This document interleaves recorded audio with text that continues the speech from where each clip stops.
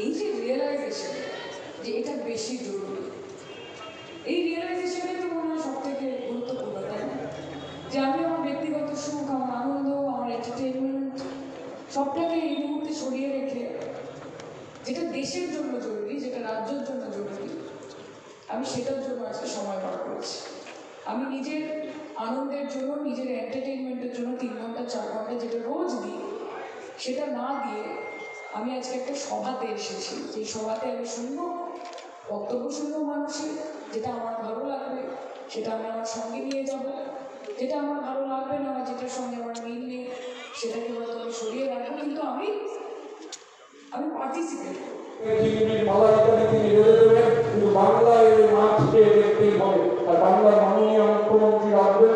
আসলে আমাদের যে পরমাত্ম সহিষ্ণুতা, আমাদের মাথা নত না করার যে ঐতিহ্য, আমরা একটা কলোনি চত্বরে দাঁড়িয়ে রয়েছি। আমি নিজে কলোনির ছেলে। আমার বাবা যখন ক্লাস 5-এ পড়তেন, তিনি তখন ওপার বাংলা থেকে এপার বাংলায় চলে এসেছিলেন। বাংলার মানুষ দেশভাগ করেন, বাঙালি দেশভাগের সিদ্ধান্ত।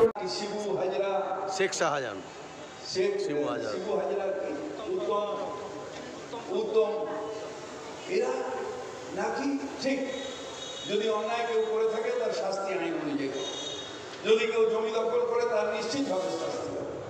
কিন্তু বাংলার মানুষ হয়ে বাংলার নারীর অসম্মান করবে, বাংলার নারীর সম্মান নিয়ে কাঁদবে, আমাদের নিজেদের খারাপ লাগছে। হঠাৎ দেখি একটা ভিডিও সামনে এলো। সেই ভিডিওতে তৃণমূলের কেউ নয়, বিজেপির ওইখানকার মণ্ডল সভাপতি বলছেন এটা আমাদের একটা পরিকল্পনা ছিল। সেই পরিকল্পনায় আমরা সবাই মিলে পরিকল্পনা করলাম, বিরোধী দলনেতা শুধু, যে কি করে তৃণমূলকে হ্যাটা করা যায়। এইখানে আমরা যেখানে ঢুকতে পারছিলাম না, সেখানে কি করে আমাদের পায়ের তলায় মাটি পাওয়া যায়, তাই আমরা মহিলাদের দিয়ে সেখানে একটা আন্দোলন সৃষ্টি করলাম। এখানে করে দিয়ে সেখানে টাকা খরচা করলো বিজেপি, সেখানে মোবাইল ফোন দিল বিজেপি, দিয়ে আমরা একটা পরিকল্পনা করে করলাম। আর অর্ধেক মামুন বলছেন আমাদের কাছে সাদা কাগজে সই করিয়ে নিয়ে গেছে, আমরা জানতাম না কি হয়েছে না হয়েছে। আমরা বললো যে আন্দোলন করতে, সেই আন্দোলন করলাম। আর সেইখানে দাঁড়িয়ে থেকে বিজেপি এত বড় অপমান করলো কার?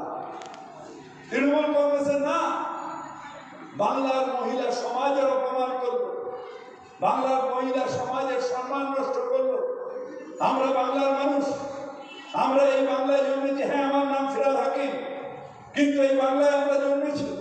এই বাংলায় ছোটবেলা থেকে দেখছি যে আমরা যারা বাংলার মানুষ, তারা নারীকে আমরা মাতৃরূপে দেখি, মায়ের রূপে দেখি। তাই আমরা দুর্গা পূজা করি, তাই আমরা কালী পূজা করি, তাই আমরা সরস্বতী পূজা করি, তাই আমরা লক্ষ্মী পূজা করি। আর আমরা বলি যাদেবী সর্বভূতেষু মাতৃরূপে সংস্কৃতা নমস্তেই নমস্তেই নমস্তেই। মাতৃরূপে দেখি, সেই মায়ের রূপকে বিজেপি তার রাজনৈতিক স্বার্থের জন্য এত বড় অপমান করলো। আমি বিশ্বাস করি বাংলার মা নারী, বাংলার মাতৃ সমাজ এটাকে কখনোই সহ্য করবে না, এর প্রতিবাদ করবে, এর প্রতিবাদ করবে। ঠিকই আছে, খেলা হচ্ছে। যতই নাড়ো কলকাঠি, দিল্লি যাবে হাওয়াই চটি, এটা বুঝে নাও। এবং বাংলার মানুষ তাদেরকে বিভ্রান্ত করার জন্য এই যে চক্রান্ত, এবং বাংলাকে কলুষিত করা, মমতা বন্দ্যোপাধ্যায়কে কলুষিত করার এই চক্রান্ত, আমরা আগেই বলেছিলাম। তখন মানুষ বলতো তৃণমূল নিজের পিঠ বাঁচানোর জন্য বলছে। তাদেরকে বলবো যে পর্দা ফাঁস হয়ে গেছে, চোখ খুলে গেছে মানুষের। রাজনৈতিকভাবে লড়াই করুন না, নোংরামি করছেন কেন, কনস্পিরেসি করছেন কেন? রাজনৈতিকভাবে লড়ুন না, মাঠে থাকুন না, চোখে চোখ রেখে খেলুন না। কে বারণ করেছে? একদম সুপার ফাস্ট আছে যাদবপুরের মানুষের পালস বোঝার কি আছে? ছোটোবেলা থেকে এখানে বড় হয়েছি, মানুষ হয়েছি। মমতা বন্দ্যোপাধ্যায়কে তারা বারংবার আশীর্বাদ করেছে। 1984 সালে যখন কেউ ভাবতে পারেনি তখন আশীর্বাদ করেছে। Jadavpur stands for change, Jadavpur stands for energy, for excitement, for youth. আমি বিশ্বাস করছি যে যাদবপুরের মানুষ দুহাত ভরে আমাকে এবং তৃণমূল কংগ্রেস, এটা আমার কাছে অনেক বড় পাওনা।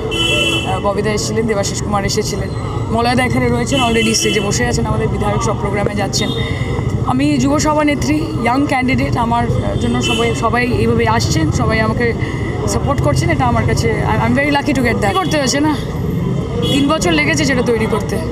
নিজের বাড়িতে বসে যদি থিসিস লিখতাম এবং তাত্ত্বিক আলোচনা করতাম আর থিওরি করতাম, তাহলে প্র্যাকটিক্যালটা কবে হতো? 3 বছর ধরে গ্রাউন্ডে থেকে প্র্যাকটিক্যালি মানুষের মধ্যে পৌঁছে কাজ করেছি, সেটার প্রতিফলন দরিয়া দিল, মানুষ আশীর্বাদ করছেন দুহাত ভরে, সেই ভরসা এগিয়ে যাচ্ছি। সমুদ্রে পেতেছি শয্যা, শিশিরে কি ভয়। সন্দেশখালিটা প্রথম যেদিন এসেছিল স্বাভাবিকভাবেই বাংলার মানুষের কাছে মনে হয়েছিল তৃণমূল কংগ্রেসের ওদের নীতি নৈতিকতাটা হারিয়ে গেছে। এটা আমাদের সত্যি আমাদের নিজেদের খুব কষ্ট দিচ্ছিল, কিন্তু আজকে সত্যিটা প্রকাশ হয়ে যাওয়ার পরে এটা অন্তত বোঝা গেছে মমতা বন্দ্যোপাধ্যায় নিজে একজন মহিলা নেত্রী, তিনি নিজে একজন মহিলা, তার দল আর যাই হোক মহিলাদের অসম্মান করতে পারে না, এটা প্রমাণ হয়ে গেছে।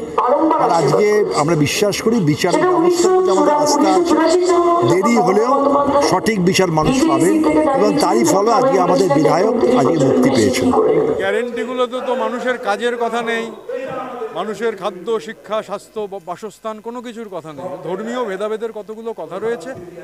ধর্ম দিয়ে তো ভোট হয় না, মানে ওরা চেষ্টা করছে ধর্ম দিয়ে ভোট করতে, কারণ ধর্ম নিয়ে ভোট হলে তাহলে বছরে 2 কোটি বেকারের চাকরির কথা কেউ তুলবে না, দেশের এই কালো টাকা ফেরত এলো কি সে নিয়েও কেউ কথা তুলবে না, মানুষের কাজ চলে যাচ্ছে সে কথা তুলবে না।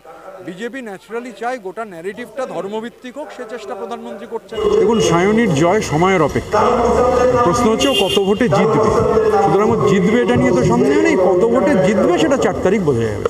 তাপস রায় একটু কথা বলবেন না ভালো কথা বলবেন, যেটা তাপস রায়ের ব্যক্তিগত ব্যাপার, আর তাপস রায় কী বলছেন সেগুলো ইনসিগনিফিকেন্ট। মানে উনি এই যে কেন্দ্রীয় এজেন্সির ভয়ে চলে গেছেন বিজেপির ওয়াশিং মেশিনে গেছেন, এখন উনি কী বললেন কি না বললেন কোনোটাই কলকাতা বাংলার মানুষের কাছে খুব একটা তার মানে গুরুত্ব নেই।